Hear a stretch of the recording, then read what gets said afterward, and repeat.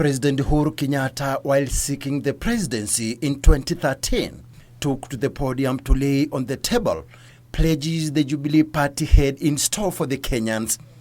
4 years have since lapsed, and the president and his Deputy William Ruto will once again seek to enter to the electorate to vote for them for a second term against a backdrop of their signature calls for development-oriented politics. Yasemwa, ukikimbizana na mwenda wazimu wa soko,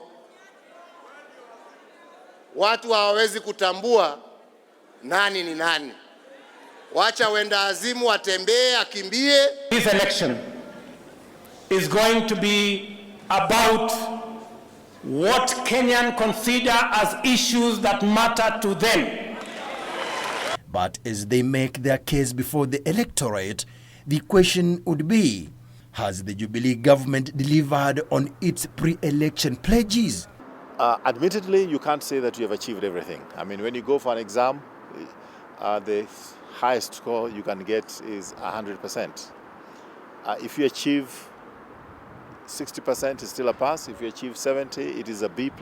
This government has, to a level of 90%, given a leeway to the county governments to do their business.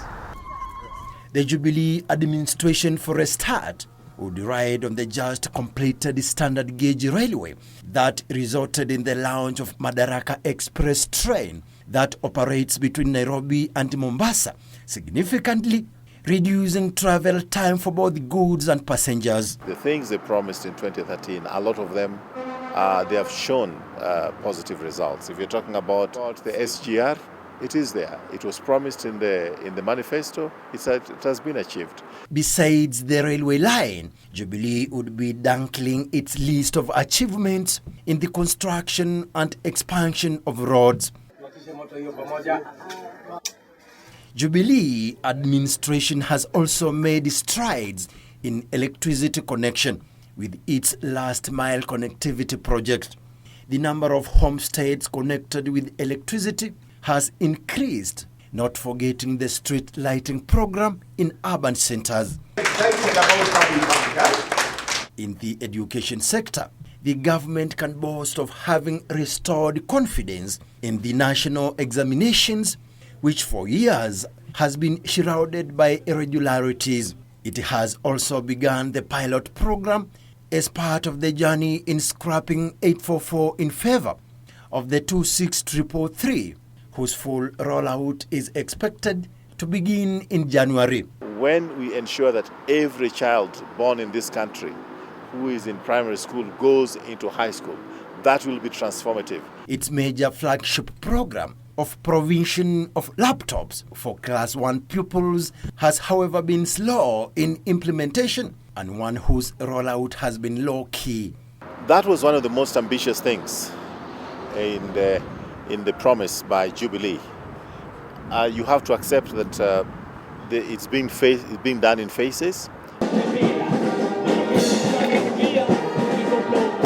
2013 Jubilee manifesto promised to secure the country through equipping and modernizing the security forces for effectiveness. For the first time in history, Kenya Police Force has armored personnel carriers and more helicopters under the Jubilee government. The government, through a lease arrangement, has provided the police with assorted vehicles for easy ground mobility. On the flip side, the Jubilee's pledge to grow the economy to double digits is yet to materialize, and the cost of living remains way beyond the reach of the common mwananchi. Kenyans feel frustrated that a few individuals within the system that can, the way you loot public resources is easier now than it was. There are lessons which have been learned, there are mistakes which have taken place, and all that is going to be addressed in the manifesto. And as Jubilee launches its manifesto Monday, will it be an extension of the 2013 manifesto? There are things that you can say is a continuation. But if you are looking at things like free secondary education, that is something which is new. Samson Kitavi, Channel 1, News.